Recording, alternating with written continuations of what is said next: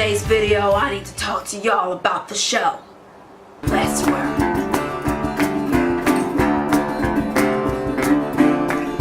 This show has changed the game. It is apparently the biggest show since Game of Thrones, and I can believe it because this show, guys, has ruined my lunch breaks because I used to watch it on my lunch breaks. You know, I'd write a little bit and then I'd go watch Westworld, eat some food, have some fun, fall in love, and now the series is over and I don't know what to watch anymore, and I'm trying these different shows and nothing is comparing. So, let me talk to you about Westworld and just the things that happened in this show. Are you ready for it? I'll begin with a non-spoilery section for those of you that for some inexplicable reason have not yet watched the show, and then I will be diving into a spoilery section because I need to talk to you about the things that transpired in these magnificent 10 episodes. Westworld is a show about a world, the Westworld, but it is kind of like a game. It is a virtual reality game, but in the most reality sense. So instead of just putting on these glasses that transpire you to some 3D amazing world, you actually go to an actual world that was created by a man called Robert Ford, and it contains robots. So the robots are the game characters, and they are called hosts, and they have a narrative. So each of them has a story, each of them has lines that they say, and you know, a rough script that they follow, but they all have the ability to improvise what happens, and they look like humans and talk like humans and walk and feel and bleed and cry and everything like humans and feel what humans would feel in those situations. It's just that when they die, because you can go in and kill them, but when they die, they are then just repaired and put back in the game. And in Westworld, you know, the humans, the visitors, the game players can go in and do whatever they want to these hosts. They can't shoot or kill each other, the humans against the humans, but they can do whatever they want to these hosts, and these hosts can do nothing in return to them. Now, it's a game. Okay, so what? We kill people in games all the time. But the thing is that these robots don't feel like games. They are real, and it's insane, and we actually see the show evolving from the point of view of one of the main hosts, which are the robots. Her name is Dolores. This show follows Dolores and a bunch of other hosts and what happens and transpires in their lives in the game, and what happens to the humans that go to the game, and also what happens to the people that run the game, the people that invented it and the people that control it and how everything operates. So we see both sides, both worlds, the real world and the Westworld world, and you need to go and watch it. Go and watch it right now, because I'm gonna go dive into the spoilery section. So while I'm doing that, you go watch it and then come back and watch the rest of this video. Bye bye. For the rest of you, it is time to dive into the spoilery section where we discuss all the ups and downs and feels that we experience. Are you ready for it? Now, I'm not going to go episode by episode because that would take way too long. I'm just going to do an overall spoilery discussion, but I want to start with episode 1 because that is the one that for me just takes your breath away. So, starting with the beginning with Dolores sitting naked in a dark, weird, sterilized room, and you're just like, what's happening? And there's a fly. There's a fly that will not get off her face. And you're just like, get the fly off your face, and she's not doing anything. And then the camera gets closer and closer and closer and closer. And there is a fly on her eyeball, and nobody does anything about it. And literally the whole time I'm watching this scene, I'm like, get the fly off your face, woman. Anyways, we go back into the Westworld world, and we see her life, and we see her wake up, and she's in a dream, and everything's great, la la la. And then her life goes on, and her father finds a photo, and then this photo is weird because it's of the outside world. What's a photo of the outside world doing in the Westworld world? Weird! So then her father spazzes out, and he whispers something in her ear. These violent delights have violent ends. And suddenly Dolores is not the same clueless little Dolores that we saw in the first loop of her day. She suddenly acts a little bit different, and they take her out of the world and they ask her, hey, could you ever kill a living thing? And she goes, no. And then we go back to Westworld, and there's a fly that, I'm sure it's that same frickin' fly, crawling on her neck. And she goes, fly's dead.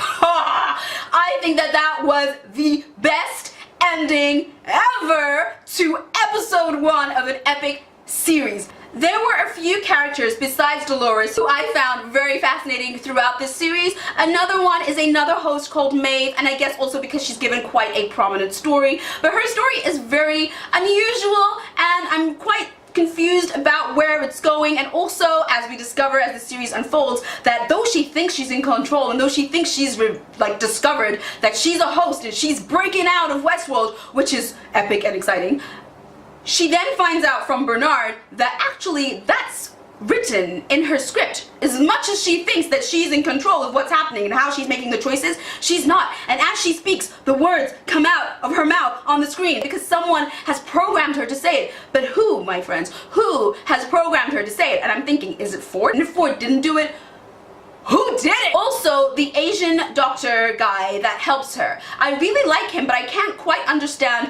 why he's helping her in the first place. Like, in the beginning, before they up her, brain waves and make her all intelligence and stuff, I can't understand, and maybe you can explain to me, why does he not then erase her and make her go back to scrap? Why does he make her even more evolved and more epic and amazing? Then I actually thought, and this is my theory, is he a host and is it in his narrative to help Maeve? And then in the end, when she escapes, I love Maeve, she's amazing, but in the end, she's killing all these people. All the hosts are taking guns and just be like, hey, this is amazing, the guns actually work here. But what I don't understand is he's just like, oh, well, this is awkward, but you know, why did he do that? Like, at the end of the day, even though I love the host, and even though I agree with Arnold that, you know, perhaps they're getting consciousness and perhaps everything that's happening in Westworld is unethical, which it is, why did he be like, just to let this one robot, like this one machine, go free, he's going to let them kill a lot of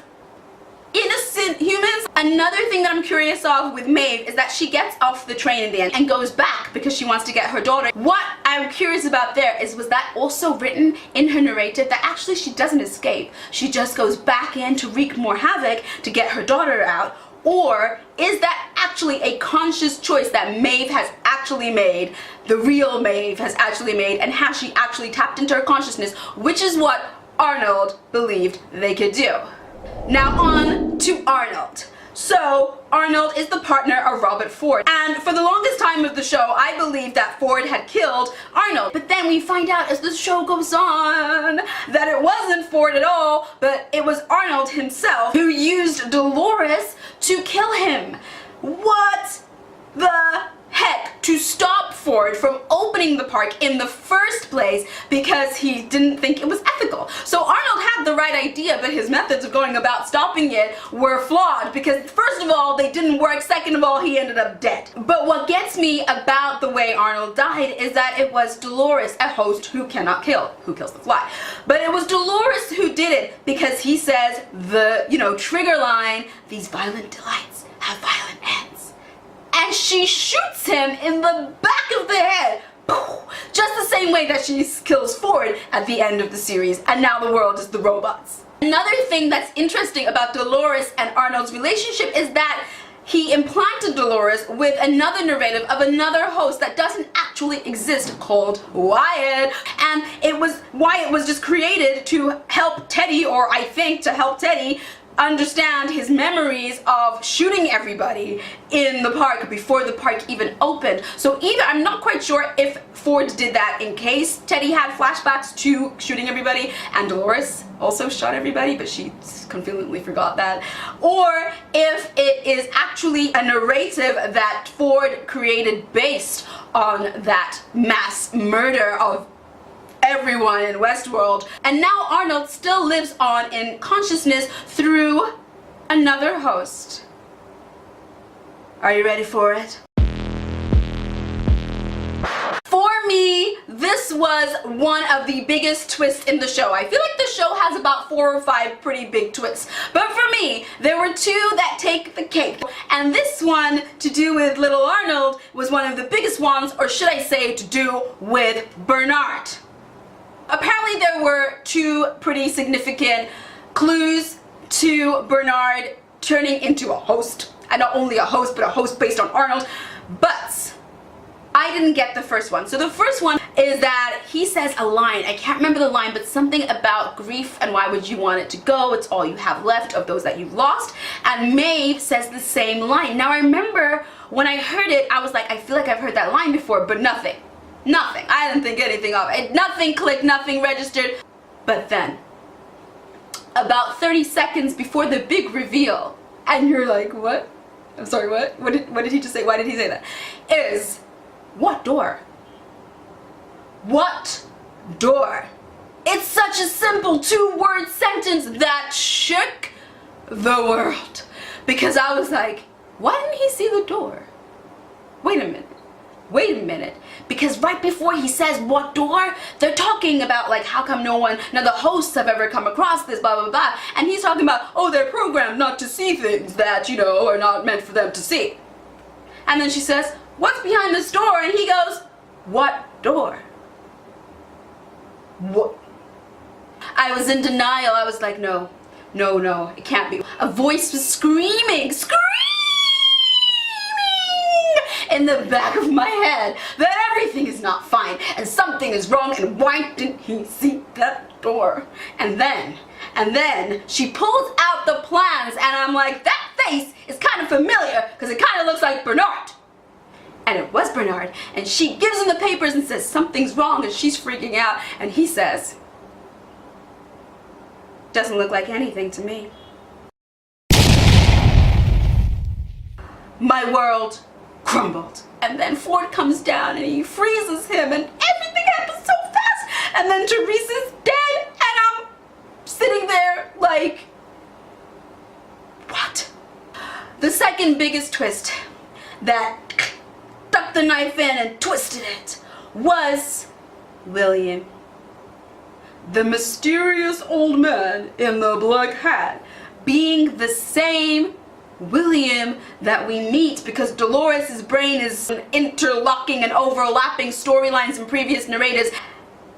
And that beautiful man that she fell in love with, that was like on a mission to find her and save her, and he was gonna bring her back, and he killed all these hosts to get to her.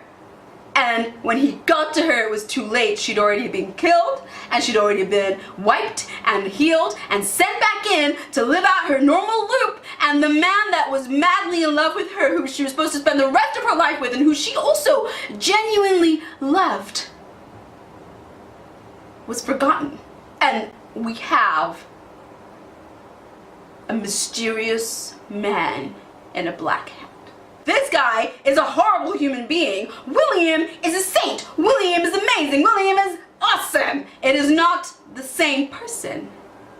But then Dolores is lying there, and she says that William is going to come for her. Their love is real, and he is going to come for her. And I'm like, yeah, Dolores, yeah. And if not, at least Teddy's on his way, so we're good. But then mysterious old man in black hat says, I knew a William once. The floor fell out of my feet. And then he keeps talking.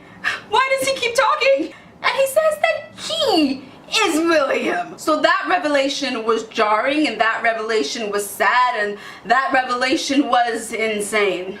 I don't know where the show is gonna go now. I don't know what's gonna happen. Ford is dead. William doesn't exist. So yeah, I'm gonna stop there before I just keep going on and on and on about every little episode and every little thing. What are your theories on Westworld? Where do you see the series going? What were your thoughts on the twist? What characters did you love? What characters confused you? How did you feel about William? I don't understand. And until next time, I'll see you. Bye!